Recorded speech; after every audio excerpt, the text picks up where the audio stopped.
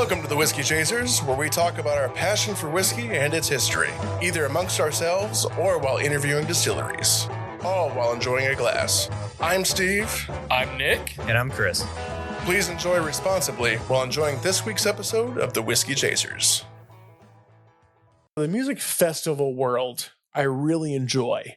You get a lot of no-namers at those, because there's the big names at the end of the day.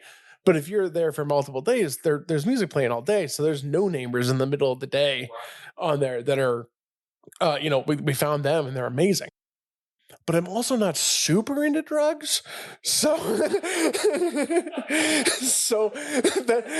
when you tell people you're going to, so when you say you're going to a music concert, they're thinking you're dropping acid and you're doing all this stuff. It's I'm not doing that. But I'd like to go to more festivals and stuff, because I've now done a couple of different stadium tours, and I don't think stadium is the right venue for me for music. Yeah. And so I like the smaller venues for that. And the Bluestone's a really cool venue. When we went, it was a sold out crowd, and they sell it out maybe a touch too much.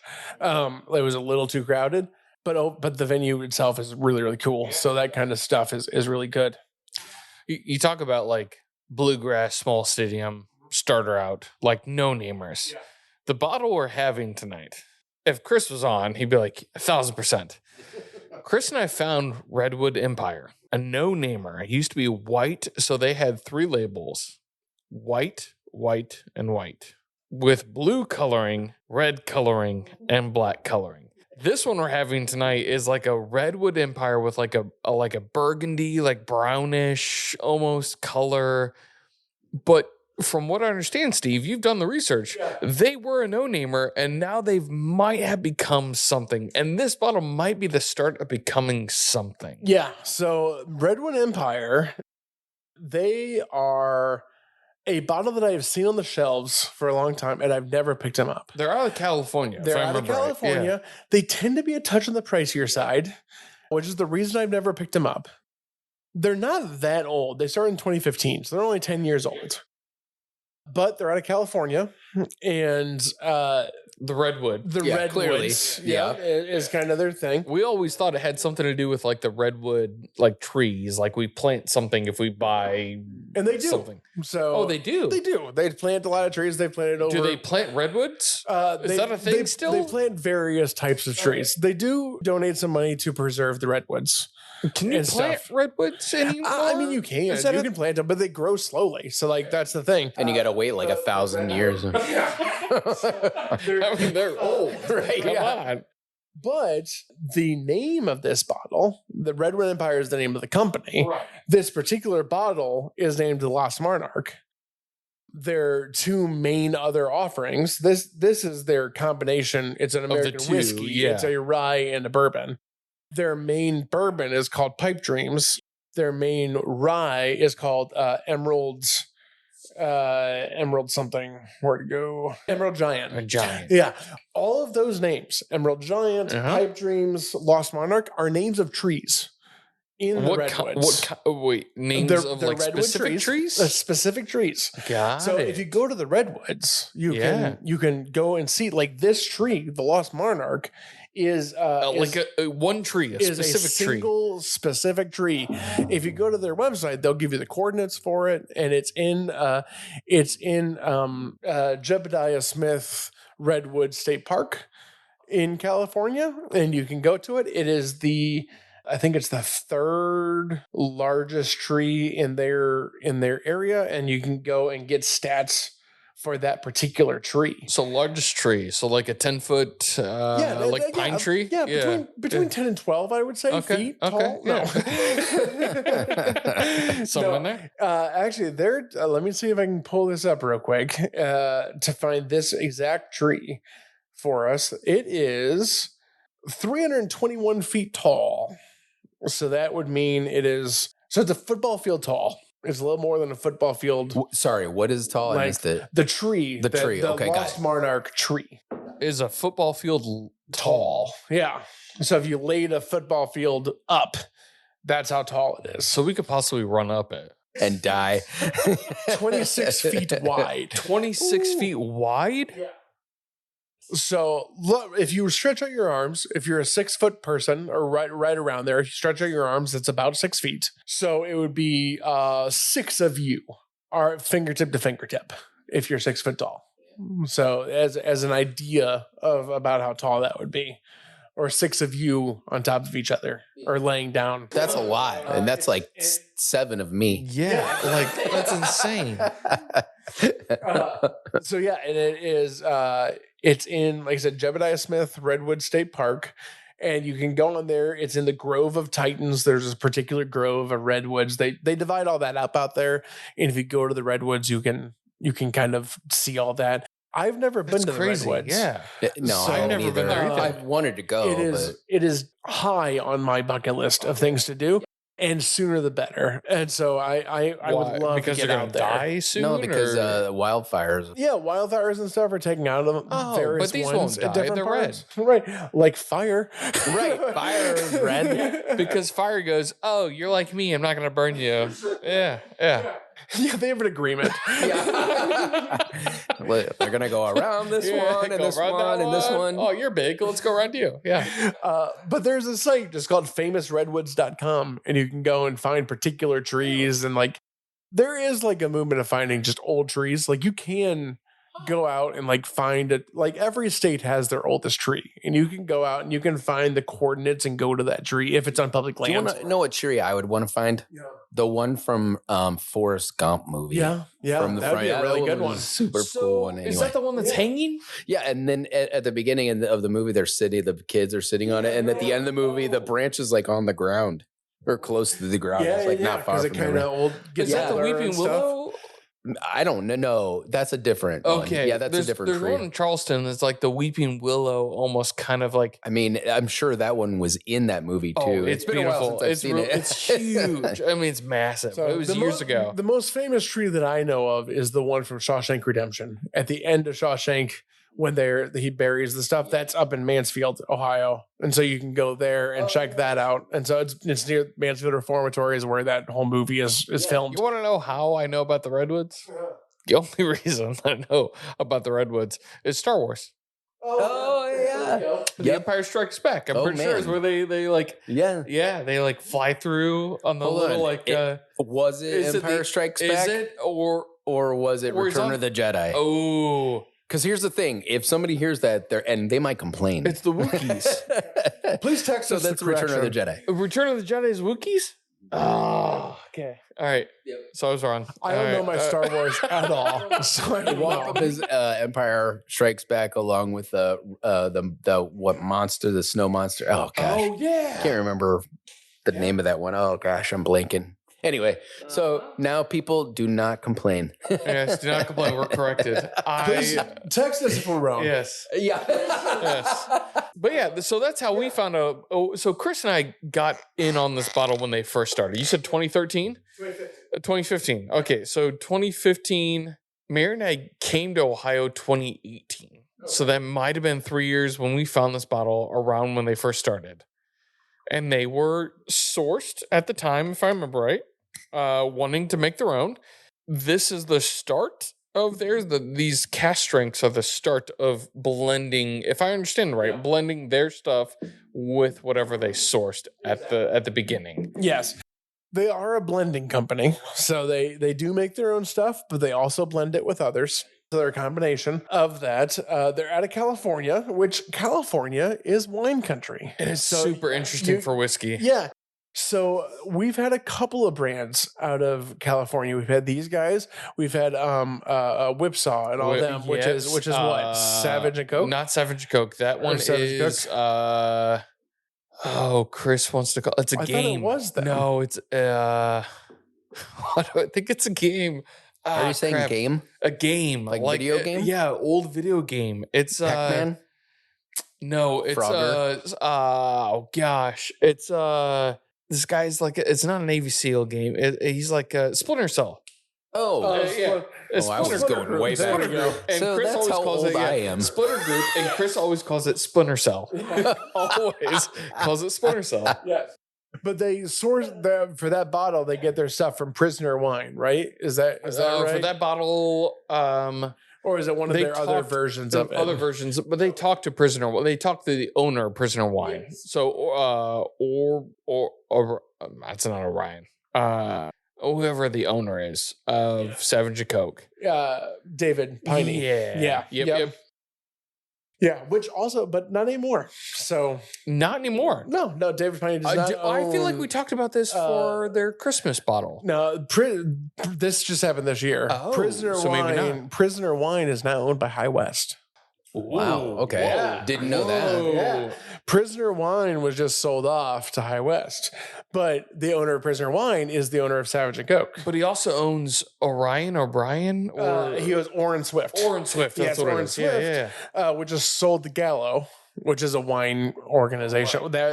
So they're taking over Orin Swift. Prisoner was sold to High West. This year, I'm pretty sure the Prisoner was 2025. sold prior to that It to could have someone been. else. He could have been. But Savage and Coke, who What? he also owned, Yeah. was just bought by Redwood Empire. Oh. So Redwood Empire just took over. Is that how they're able to Savage make and their own? Coke.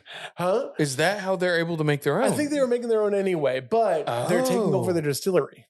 So Right, 'cause now Savage and Coke they're- had a distillery. They're moving to their distillery near San Francisco. So that is their new location as of 2025. They just bought them. So like in January of this year. So that's a brand new acquisition that is helping them kind of grow out a little bit. Was Savage and Coke putting out their own stuff under their own label prior to that? I don't know if they were doing it under their own label. They were distilling. They did have a distillery and they were making their own. I don't know if they did it under their Because own name. Savage and Coke just started their own label recently, like within January, under their own name of Savage and Coke, and they started doing Bloody Butcher corn bottlings, like bourbon and stuff. So I don't know if it was them So or here's the thing: if- that the parent company, because Yeah. there is a parent company of both of these, is Purple Brands. Purple. Purple, like the Purple. color purple. Purple Brands. I've never heard of purple. That's because it's a wine brand. So Oh. it's now the owner of that brand. His name. So wait, Purple Brands owns wine. It's a wine brand. They primarily own wines. They have a Benham gin is their only spirit other than Redwood Empire. The owner, the guy that started Purple Brands, his name is Derek Benheim. He started Benheim Gin and then started Redwood Empire. So he didn't buy out Redwood. He didn't buy it. He started it. Yeah. So Purple Brands, which owns primarily wine companies, now owns or started at Redwood Empire and this one gin. And then now they just bought Savage and Coke. Savage and Coke. Yeah. So we got some business stuff going on here. Do you at have this- a Venn diagram? Right, I know, right? So Micah, you're a wine guy. I love wine. Yeah. I'm in fact what popped out at me here was Sonoma Valley Yes. because in that period of time, well, just before that, I suppose would have been 2013, I guess. So right before we were in Sonoma, my wife and I were in Sonoma, and we went to like 8 different distilleries over the course of a couple of days or like a week or something, and loved it. Sonoma was incredible. So you're a wine guy to begin with. Yeah. Before whiskey. Oh yeah. Okay. That was my beginning. So I'm curious on your flavor, like what you get out of this, because we're talking a wine guy, someone that owned wineries that started He a owned a lot distillery. of wine brands. Okay. And his family is in the wine world. So he knows So, wine. yes, he knows wine. He started a whiskey brand, Redwood Empire, then bought out a very popular, well-known winery guy that started his own whiskey brand that has had so many different wine brands branch off of him. Yeah. What is this compared to wine? I'm very curious, like flavor wise. Yeah. Well, I mean, this is a whiskey, right? This is not. This is bourbon and rye combined. Yeah. Okay. So what is the mash bill? Give it just like because then it might help. Yeah, so it's hard to know the exact. Well, here, just a second. Let me see if I can suss out the mash bill for you. Right. So it's because it's a 55. combination of Yeah. the So it's 55% rye, 45% bourbon is the blend. Yes. So what it is, it's 55% of their bourbon, which is called pipe dreams. So it's 55% of that bourbon, which is has a mash bill of 73 corn, 18 rye, 5 malted barley, 4 wheat.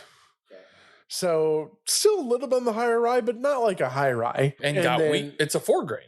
Yeah, it's a 4-grain. But also like sweet too, with a lot of corn. And then their rye, which is called Emerald Giant, it's 45% of that, which is 92% rye, 3% malted barley, 3% wheat.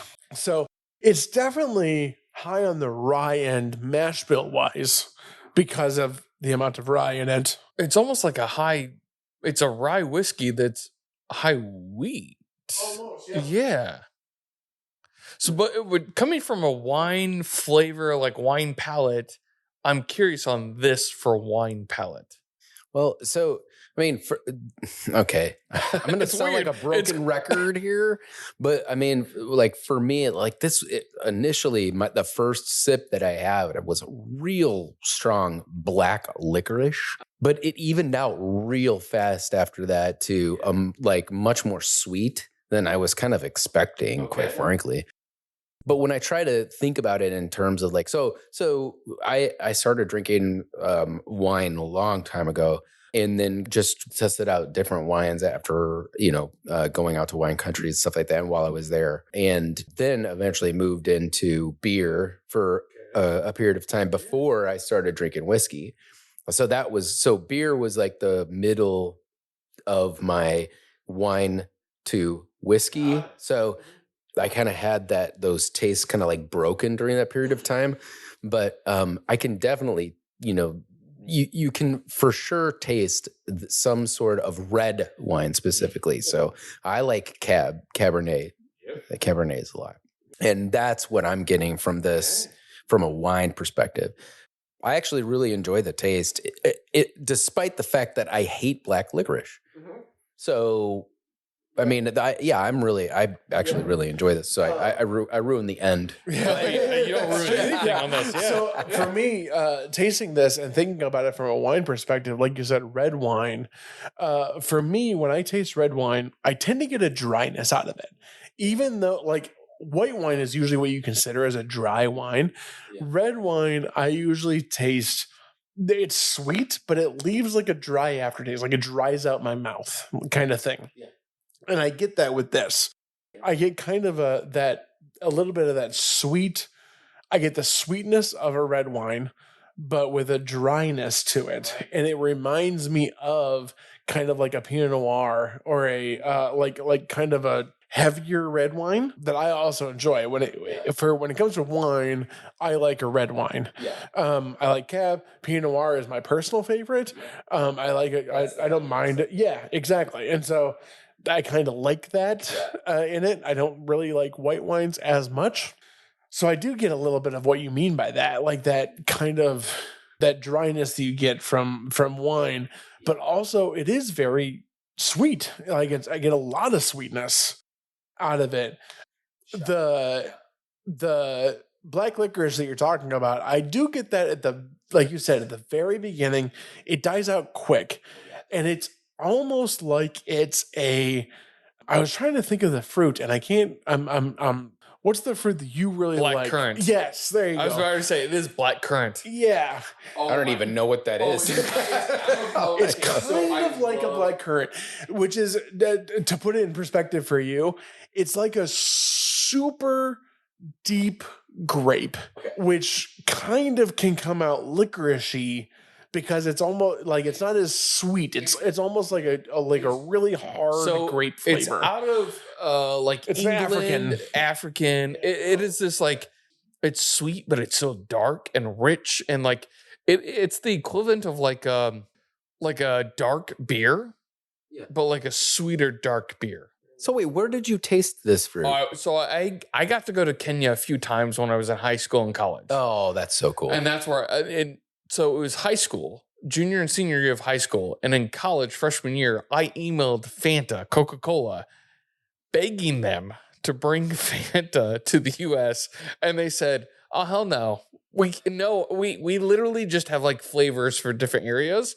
and America will not like this." And I was like, "You're retarded. And you don't know. You're dumb. Like, Yeah. please bring Have this you here. tested Yeah, this? please bring it. Like, I can't get it. The most, like, the closest thing I can get is they have a black currant out of Germany, maybe Northern England. It's like this concentrate that you can buy like Meyer. And I can mix that with soda stream. So like soda water with that. And it's the closest thing I can get to it, but it's still not the exact same thing. And I like, I want that flavor. So do you like coffee? Yes. Okay. So I swear I have had a coffee out of somewhere in that region that used the black currant. Yeah. Yeah. Yeah. As part of the flavor profile of the bean. It's this like deep, dark, sweet. It's got to be like Ethiopia. So I love Ethiopian coffees. It's fantastic. But like, it's only in that region. But when you bring that up, Steve, I smell this, I taste this, and I go, I have a love-hate relationship. Right now, I hate Fanta because they won't bring that flavor here to America. But I'm starting to see that with bourbon because there's these brands, these distilleries coming out of California that aren't necessarily distilleries, but are brands that know wine.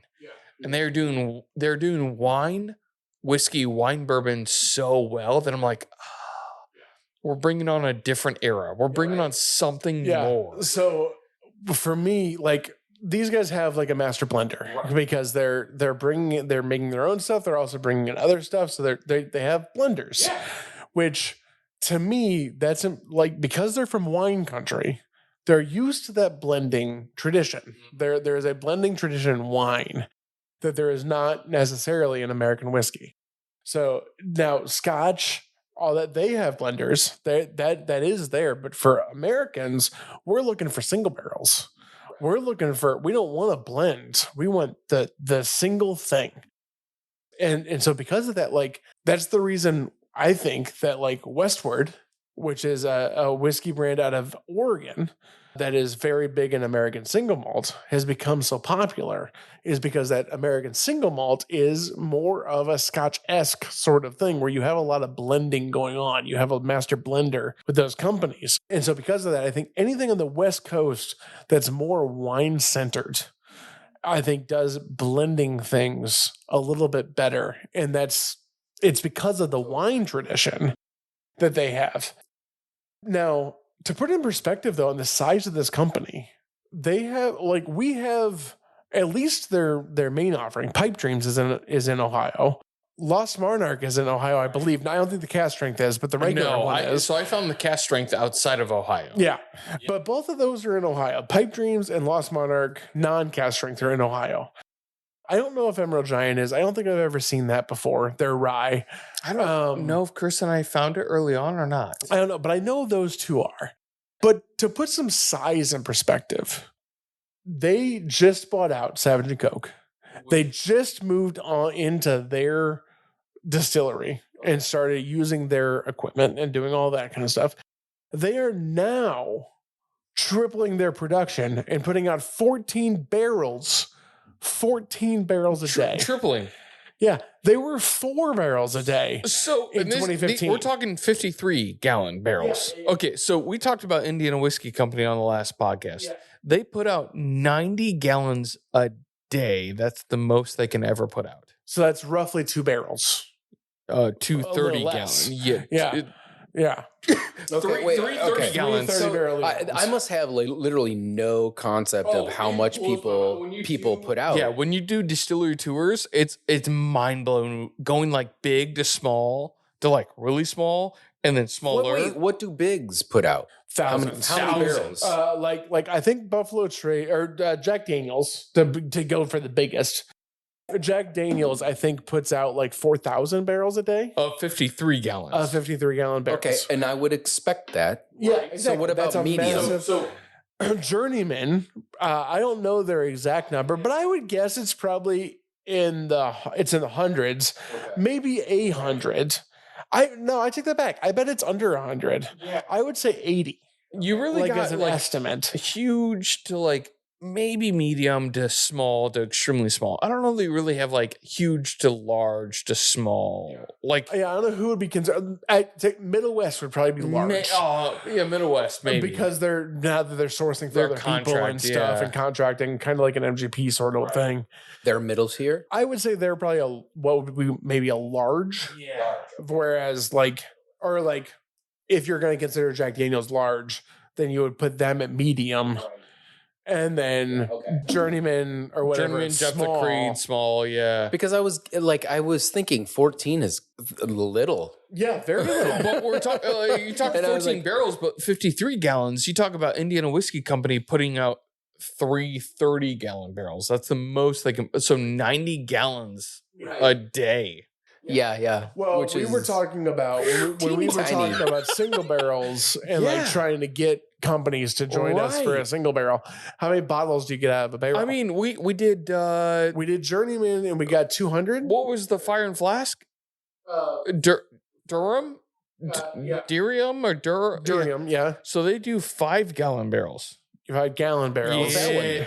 That was 15. That's a 15 gallon my barrel. gosh. Yeah. So they do 5-gallon buckets. Think of a 5-gallon bucket. Yeah. So like you go from like, But like how many? It's a how big many jump. But That like, is a when huge we were jump. talking about trying to join somebody to do a single barrel, Right. how many bottles do you get out of a full 53-gallon barrel? Is it like 1,000? 53? No. So 15 was 75. 30 would probably be 140. Full Okay, so like 53, 200 something. 280. Okay, Yeah, 280. 280, 250, somewhere in there. So that means they're producing in barrels if they were to sell the whole thing. Now volume goes down over time, but as an estimate, you could say they make 1,000 bottles a day as a way of breaking it down.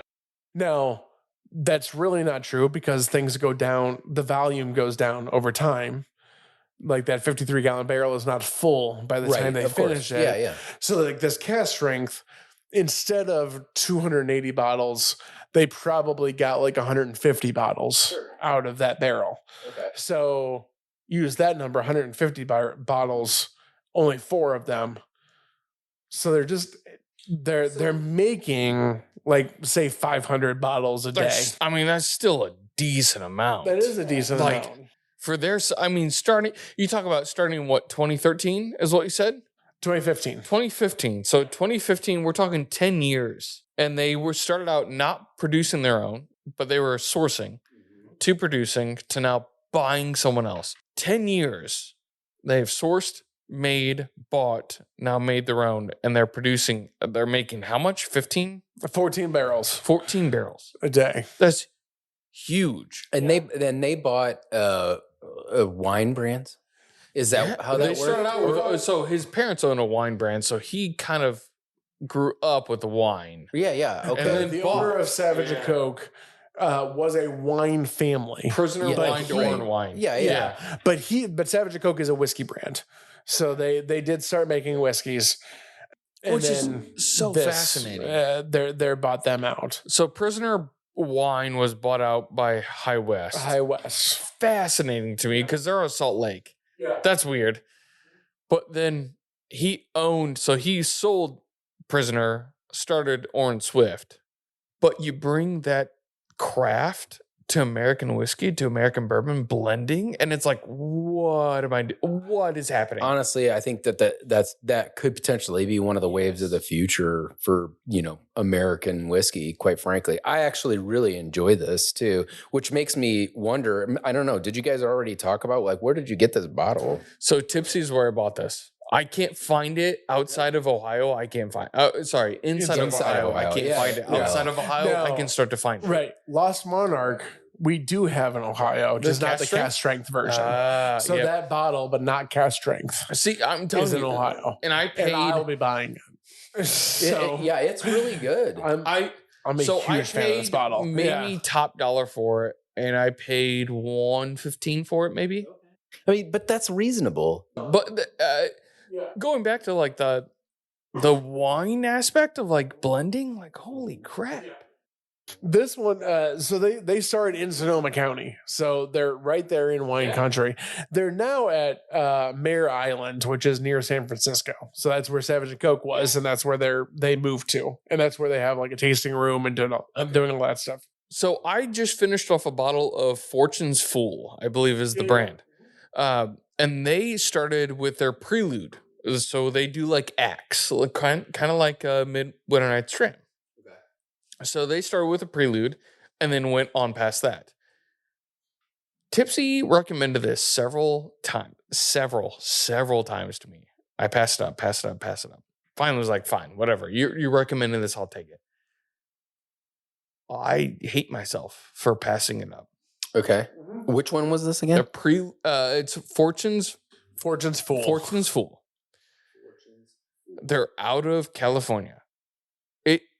It drinks like a finished rye. Okay.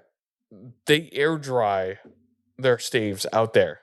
So, and that's another thing I was going to mention on this is that these guys mature their barrels for 36 months. Right. So for like 3 years, they age the barrels before anything's in it. They just sit it out in the air and let it dry. Like the flavor you get out of that is insane. Yeah. And wait, so in which location though? In California. Yeah, no, but I just know in the air. Like so that you said Sonoma, and then they moved to closer to San Francisco. Yeah, so as of this year, they've moved to San Francisco area. Okay, so I wonder where they're going to. That, the reason why I say that is because them in Sonoma County. So listen, Southern California is super dry. Yeah.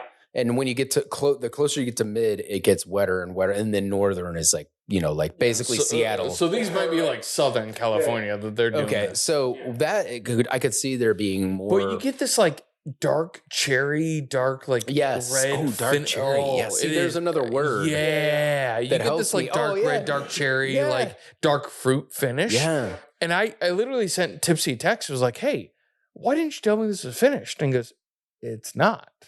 And sent me a picture. Was like, crap, I have the bottle. Like this is not finished. It's just air dried staves. Yeah. So according to them, they mature their barrels for 36 months. Redwood Empire does. Yeah. They say that because of the slower aging and more consistent temperatures of California than Kentucky, because things are more consistent, this makes the wood more even. And it also draws out more of those tannins, so it helps the whiskey be a little bit smoother. So it makes it less harsh, is what they say. Yeah, because the tannins in the wood. Now, I was thinking about this as I wrote it, and as they were talking, they were comparing themselves to Kentucky because they're talking about Kentucky whiskey. But they're talking about barrels, not whiskey. And we've learned that most of the barrels that people use are out of Missouri. So there's a big cooperage in Missouri that makes most of the barrels that Kentucky uses. So they're really comparing Missouri barrels to California barrels. But they're also probably, I'd say probably 75% of the whiskey they buy is probably from MGP. So they're considering like Indiana whiskey to Missouri barrels, not Kentucky. Now, I'm assuming that they're aging their own stuff. So they're going to buy it raw. So they're buying raw and they're going to age, but they're Indiana whiskey to Missouri barrels to aging in California. You're saying it's a stretch. Yeah.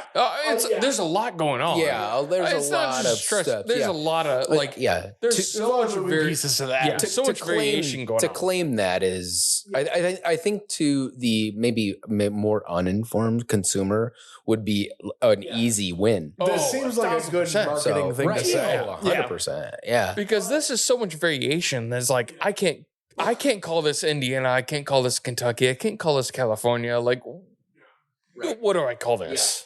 Now, on the flip side, as we've discussed, this particular bottle, this is very fruity. This is very not harsh. But 100% that's very popular for Redwood Empire. Like that's their thing. Is like it's not harsh. It's very fruity, very welcoming. It's very like enjoyable. Yeah, you know. I get like for this particular bottle, I do get some of that rye spice. Like it's not like I don't know that this is a rye of some sort. Like there is rye in this. I get the spiciness of the rye, but I get the spiciness of the rye kind of in the middle.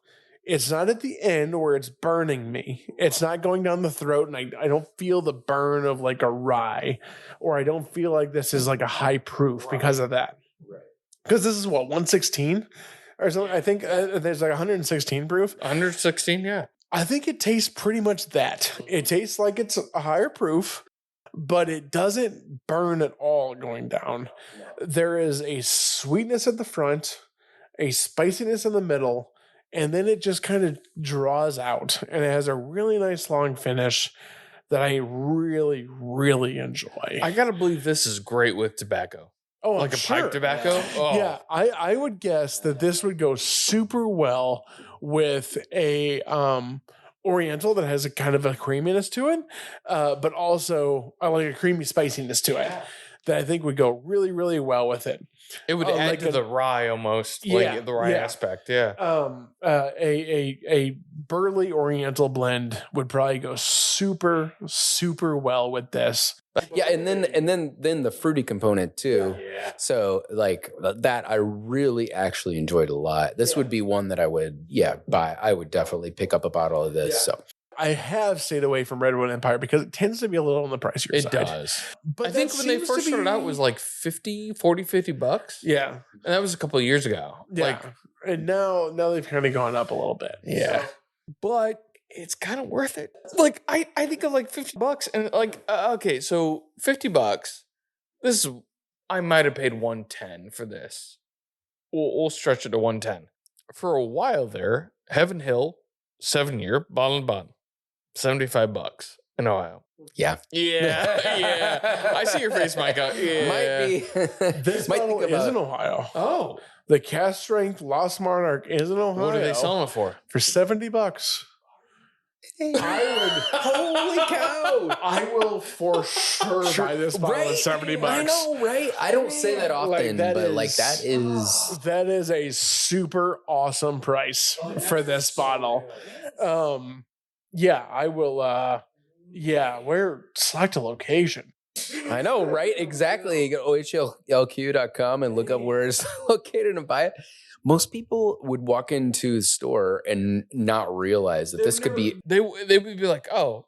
So when we first started searching for this, it stood out because no one else had a bright white label Oh, this is With this is red? everywhere. or blue labeling. And we saw it and we were like, oh, that's interesting. That seems odd. Let's buy it. Let's see what happens. We'd never heard of you. And it was around that time of like, oh, we know sourcing. And we were like, you don't make your own, but and we tried it. We're like, Chris has all three. He does not have these. He doesn't have the cask strength. He has all three of the normal. Interestingly, the bottle and bond bourbon, because they have a bottle I and did bond. not know they had a bottle and bond. It's called Empire Grizzly. I'm sorry, Empire Grizzly? I'm sorry, Grizzly Beast. Empire. I've never Redwood heard of Empire Grizzly Beast. is available in Ohio for $80, so it's more expensive than this bottle for $80. And there is the rye, the Emerald Rye, for $40. So that one's worth it. And also, well, I don't know if it's worth it or not, but It is. It is. so, and the Pipe Dream is 55. So just the regular bourbon is 55. I feel like if the podcast gets big enough, the chapters get big enough, like this would be worth a trip out to California just to go to the distillery, camp out, hang Dude, there's out. so many have a- that are like, I right? would love to. Okay. There are a lot good, of West yes. Coast distilleries. If we can get like a week to go out west for a little We're bit, talking like Colorado, Montana, Wyoming, like down into California. Even Nevada has some. Like, yeah. but yeah. So there's more in Ohio than I thought was in Ohio. And the cask strength version of this is $70. The one we're drinking right now is a stale. Well worth $70. I don't even know if I'll get the regular version. Like they make the regular version. How much is the regular I do have one version? thing to say as in regards to price and stuff like that, because there's a lot of people who base their tastes and price point on Blanton's and so a lot of the Buffalo Trace ones. You're spending how much money on like Weller Red? You're spending how much money on Blanton's and stuff like that? I'm telling you, like this particular whiskey is way better. And this is high rye. Yes, I mean, Blanton's is supposedly high rye. I mean, listen, I don't like Blanton's personally, but I love what Buffalo Trace puts out most of the time. Buffalo Trace jacket. Exactly, I am. I got my Buffalo Trace swag on, but like this, way more worth it to me as a consumer than Blanton's at that price point. 100%, 100%. So, and I would say the same thing with the Weller Antique, the red. So. That's just my perspective for those. I'm with you. I think Blanton's or anything that's Sazerac, any of the Sazerac brands are made for everybody. And so because that they're friendly. They really are. They're good for everyone. But after you're done playing with everyone, you want to play by yourself. Yeah. So pros, I guess. So like because of that, you're kind of done with what everyone likes. Right. And Sazerac is a wheat heavy, kind of easygoing bottle. Like it's for everyone. And it is good for everyone. Like if you can find Buffalo Trace for the $30 that a Buffalo Trace bottle is, well worth it. It's a fantastic bottle for $30. I really like Sazerac Rye. Nick, you're not a fan of Sazerac Rye. Same. You're not a fan of Sazerac Rye. So I don't mind Sazerac Rye. And for $30 or whatever it is, like it's perfectly good for that. But when people are buying a bottle of Buffalo Trace for $100 or for $80, like you're getting ripped off. Like it is a $30 bottle. It's a killer $30 bottle. It might be a $40 on a really bad day, $50 bottle, but that's capped. I already know what I've paid for in the past. That's the problem. Like Buffalo Trace, Weller. Weller actually used to be cheaper than Buffalo Trace way back in the day. Yeah, the green label, the special reserve, pull that off the shelf, $25, no joke. And then all of a sudden, like people started spending way more money on that than the normal flagship, and I'm just like, that makes no sense to me. I don't like that as much. But yeah, agreed with you, Steve. Incredible bottle. I would 100% pay more for this one than I would for like the Blanton's or the whatever, you know. So, and looking at OHOQ's website, it looks like they don't even sell this bottle not in cask strength in Ohio anymore. So yeah, so it looks like there is no Lost Monarch not cask strength in Ohio. If you're not buying this, so why? Well worth it. And I would like to, and the rest of them are around $40. That like their main stuff is $40. The Bottle and Bond version is like 50 something. So that's what killed Savage and Coke. Buy them. Is people looked at it and like, oh, not worth this is worth the price tag. This is well worth the price tag. Savage and Coke was well worth the price tag. Every little bit of it. Because you talk about, here's what blows my mind. They bought Savage and Coke. Savage and Coke was finished in wine barrels. We had one for the club. There was like 3 different wine barrels, barrel pick, finish. Oh, like what? Like even Prince was like, there you go. I've got to. I don't know. There's so much going on. Here's food. Yeah. I couldn't place it. Yeah. I'm basing the dinner off of that. Yeah. I was thinking that Whipsaw was Savage and Coke, but it's Splinter Group. But they finished with Prisoner Wine. Yeah. And we really enjoy. So Splinter Group talked with Savage Coke of like David of like, hey, how do we do this? Yeah. And he said, A, B, and C. Here's how you do it. And they were a wine company sourcing and finishing. And I've got guys in Indiana that are literally like, how do I get this bottle? Yeah. They come here and they're like, I can get it for $45, buying it. Yeah. Like, it's insane. Although I haven't seen Whipsaw on the shelves in a long time. Yeah. So you talk about this company buying out Savage and Coke and still putting out Savage and Coke? Yeah. What? Like a wine... You're talking about a wine company, growing up in a wine company, buying out a wine company that put out whiskey that's still doing whiskey? Holy crap. Yeah. Like, what is coming out of California? Like, what the heck is coming out of California? Honestly, I think we're at the forefront of something that's Yeah. going to be really interesting by way of whiskey, but also wine. Because Yes. what we had in the last many years is like all these wildfires taking out vineyards and stuff like that, or limiting production in some way, shape, or form. Not to mention, people are traveling more. I just had a friend that went over to Italy and had, Italian wine. We were mentioning that earlier today, and how like they don't add the sulfides and stuff like that into it, and how after the fact she would have glass after glass and not experience like a hangover and things like that. I actually think there is a market here in the United States for stuff that doesn't include artificial things with it. Can you imagine that finished in bourbon barrels? I know, but I want to. I want to be able to. Yeah, exactly, 100%. I think that whiskey has a tighter tie to wine than it does to beer. 100% agree with but that. I feel like the whiskey drinkers are more likely to be beer drinkers than wine drinkers. For now. Right. And I think there will be a shift to wine drinkers switching to higher spirits and doing more whiskeys. Because beer drinkers, I don't think, drink whiskey for flavor. They drink whiskey for effect. Yeah.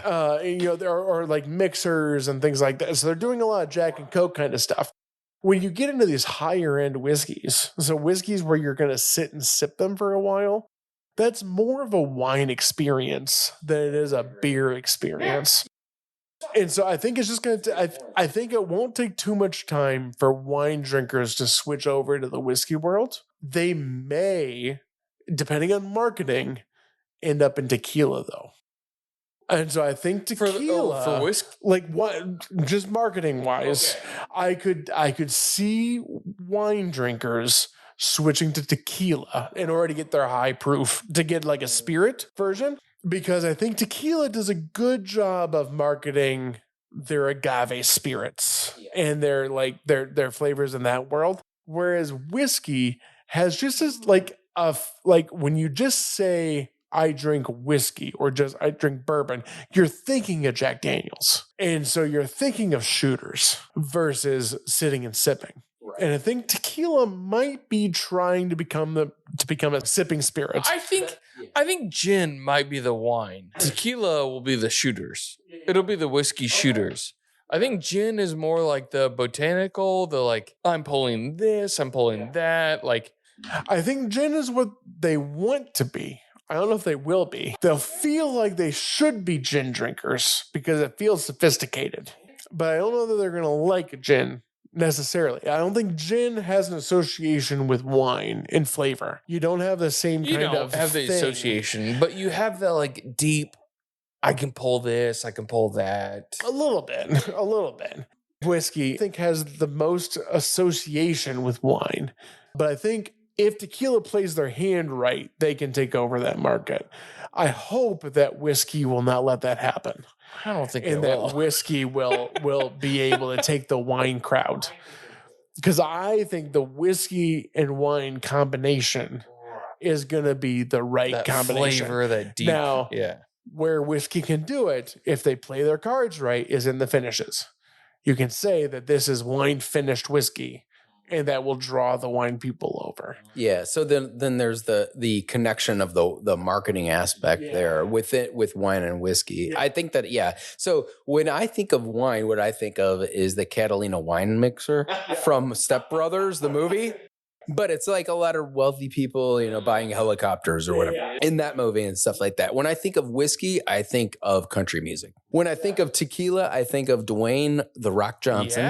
Right? Okay. Because he's got, what's it called? George Clooney. George Clooney. Exactly. Hollywood. So maybe, just maybe, that's like the precipice, like the center between whiskey and wine is tequila. Oh, I like your thought process. And I don't really know where gin comes into that mix. Right. So. Although the king of country music, George Strait, has a tequila brand, not a whiskey brand. Oh my goodness. Right, exactly. We got it. We fix the wrong thing.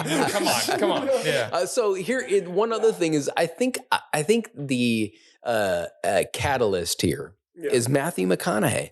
I could go Exactly. with that, No, yeah. we got a Hollywood whiskey guy who's only like 2 hours south of wine country. Like, what we got to do is get Which him seems on the so weird. podcast. Yeah. I would love to. Oh, man. Yeah, Matthew, I know you're listening. Dude, I would love to talk to somebody him. that Oh, knows so him is much, listening. yeah. I'm Listen to telling the you. show, Matthew McConaughey. Please do. Please do. I would love for this. I listened to the audiobook of Green Lights. Yeah. Did you? Have you guys? No, I haven't, Oh my but is it gosh! good? Yeah. It was incredible as an audiobook because his voice combined with what he wrote was absolutely insane. So I don't know if you guys know this. Yeah. But right out of college, I went to Improv Olympic in Chicago. I studied in long form improv. Improv really is a cool skill to learn if you get a chance. 100% agree. And then you take that into you push that into the whiskey and wine sector, and then like I know it's like it's sort of philosophical or whatever, but I mean like realistically, like when people are doing things out in California, they're doing like pretty creative things because that's just like the nature of the industry out there, right? Yeah. So they're taking that into wine. Right? Blending, doing their thing, whatever, and wine, maybe not. I don't know. Right. And then they're doing the same thing with whiskey too. So I'm actually really excited about what's about ready to come out of California. That excites me.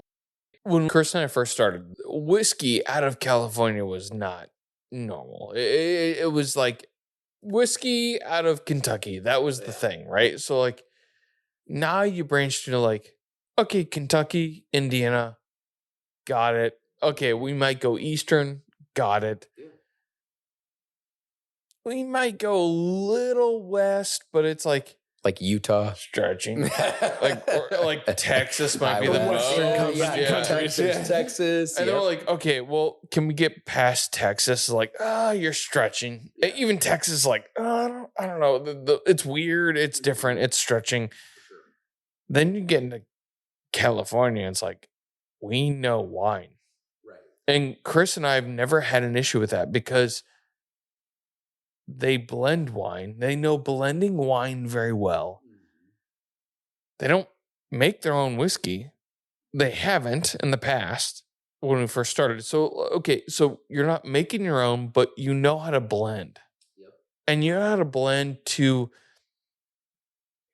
demographic that enjoys depth.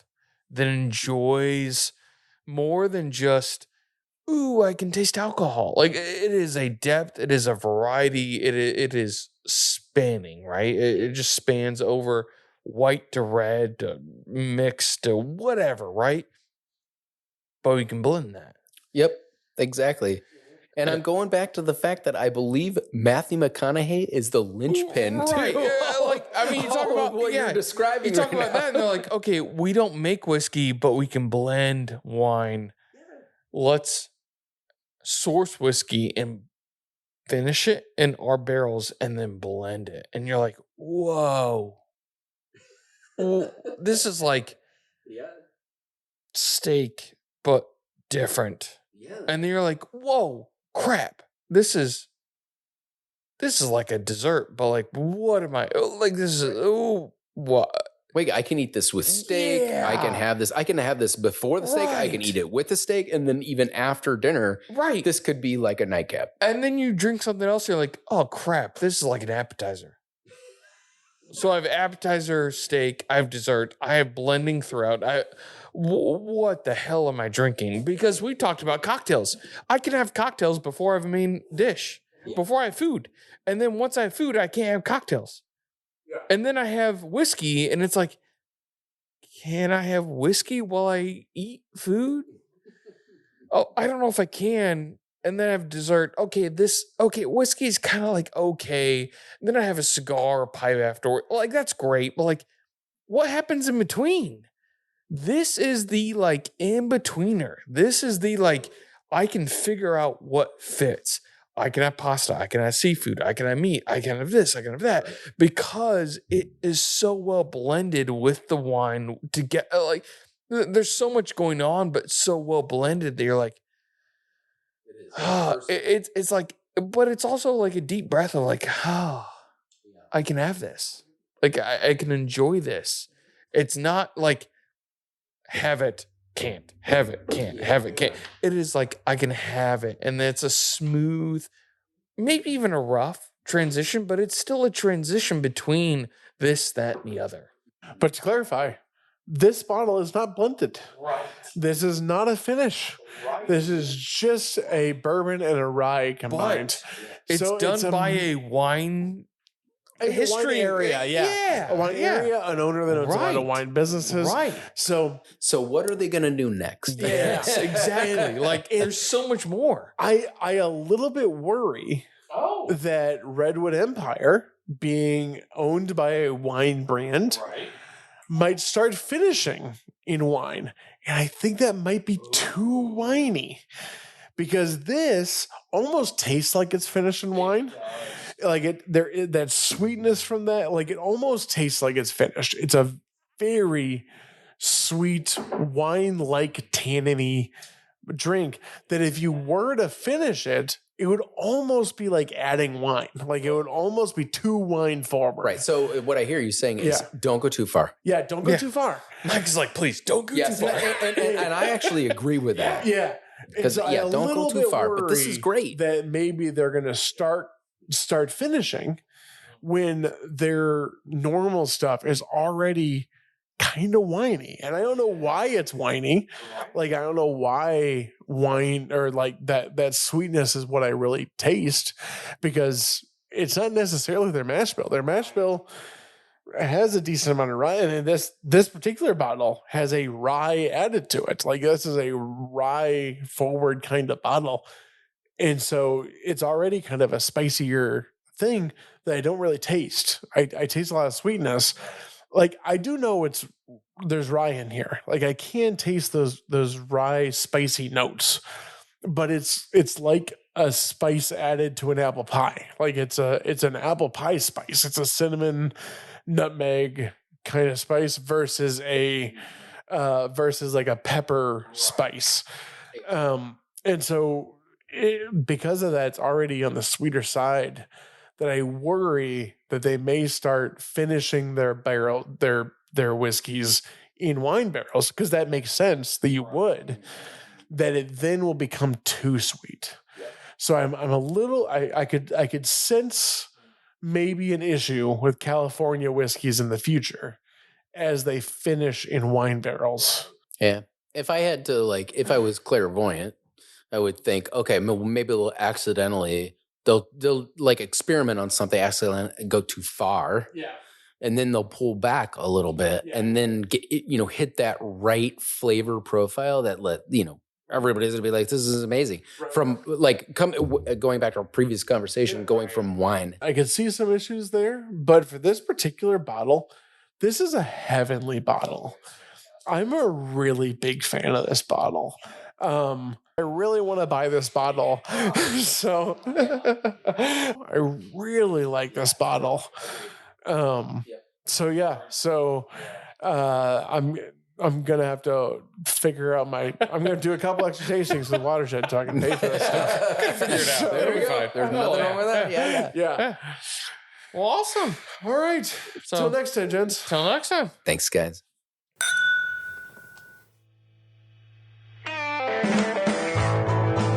Thank you for listening to the podcast. If you want more great content and other perks, be sure to support the show by clicking the link in the show notes. We can be reached on our website, whiskeychaserspod.com, with any ideas for the show. Thanks again.